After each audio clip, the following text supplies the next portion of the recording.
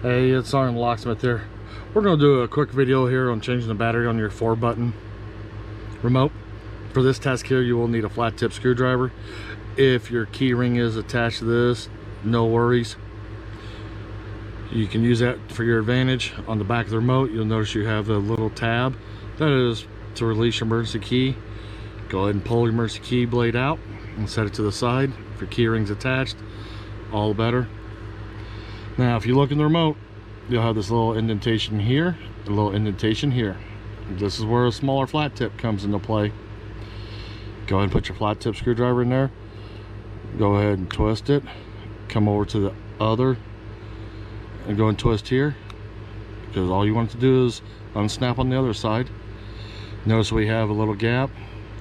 If you've got a fingernail, put your fingernail in there. If not, you can use a credit card, something plastic. I do not like using the flat tip because it'll mar up the remote, and with this being a new remote or a customer's remote, we don't want to do that. Make it look professional. Go ahead, split the two halves open.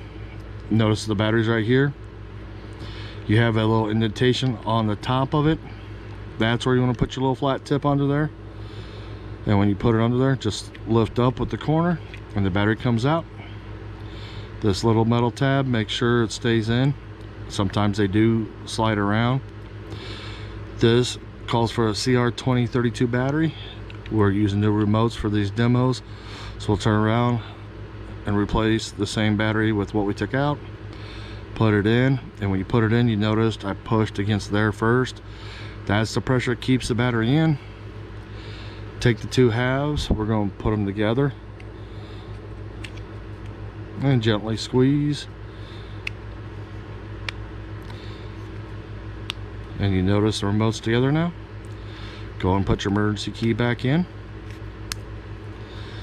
And there you go. You've just changed your battery. Thanks again for watching SgtLocksmith.